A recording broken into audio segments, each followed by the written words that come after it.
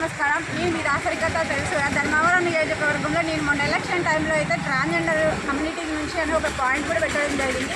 So నేను election వరకు కాకుండా సో ఎలక్షన్ తర్వాత కూడా వాళ్ళతో ఫైట్ చేస్తానని చెప్పడం జరిగింది. సో ఈరోజు అయితే వీళ్ళతో మీటింగ్ చేయడం జరిగింది. సో వీళ్ళకి ప్రధాన సమస్యలు ఉన్నాయి. ఈ కమ్యూనిటీ నుంచి పెద్దవాళ్ళు ఉన్నారు, వాళ్ళు చెప్తారు. అమ్మా చెప్పండి ఈ సమస్యలు మేజర్గా.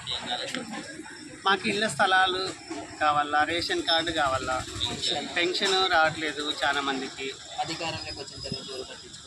అధికారంలోకి వచ్చే ముందుగా మాకు ఓట్లు ప్రతి ఒక్కరు కావాలని అడిగినారు. మేము కూడా హెల్ప్ చేసినాము, కానీ మీరు కూడా మాకు హెల్ప్ చేయాలి. మెయిన్ రీజన్గా ఏంటంటే వీళ్ళకి 2014లో చంద్రబాబు నాయుడు గారు ఉన్నప్పుడైతే స్థలాలు వచ్చాయి. తర్వాత ఈ వైసీపీ ప్రభుత్వం వచ్చిన తర్వాత ఆ స్థలాలు ఏమయ్యాయి? ఆ స్థలాలు మళ్ళీ కూడా మాకేం తెలియడం లేదు. అసలు మీకు ఏమా మీకు ఉన్నాయా లేదా, మీ ఇస్తాము ఏమి ప్రాబ్లమ్స్ ఏమని మమ్మల్ని ఎవరు కూడా ఇంతవరకు మమ్మల్ని పరామర్శించలేదు సార్. దయచేసి మా మీద రొంత ఫోకస్ పెట్టండి అని. ఆ స్థలాలు అయితే తర్వాత వేరే వాళ్ళు అంటే వైసీపీ అనుచరులు కూడా వీళ్ళ స్థలాలు తీసుకొని వాళ్ళు కబ్జా చేసుకొని కట్టించుకున్న చూస్తుంది. సో మనతో పాటు వీళ్ళు కూడా సమానమని వీళ్ళకి ఓటర్ ఐడీలు వచ్చినాయి, చాలా చోట్ల బియ్యం కార్డులు వచ్చినాయి. సో మన ధర్మవరంలో కూడా వీళ్ళకి సమాన హక్కు, వీళ్ళకి కూడా మనతో పాటు ఉండే విధంగా ఇది ఎమ్మెల్యేగా దృష్టికి పోయే విధంగా నేను వీళ్ళ తరఫున అయితే దీన్ని చేయడం జరిగింది. ఇంకా ప్రధాన సమస్య చెప్పండి అక్క.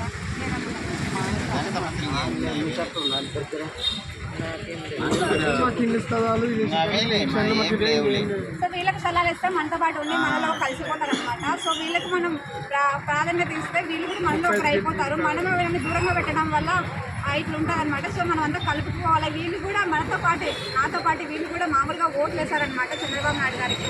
కాబట్టి ఈయన ఎమ్మెల్యే గారు ఈ వీడియో ద్వారా అయినా వీళ్ళని కలిసి వీళ్ళతో మాట్లాడి వీళ్ళకి న్యాయం చేస్తారని నేను వీళ్ళతో పాటు వచ్చాను. సో ధన్యవాదాలు, థ్యాంక్ యూ. ఖచ్చితంగా వీళ్ళ సమస్యలు అయితే సత్యకుమార్ గారు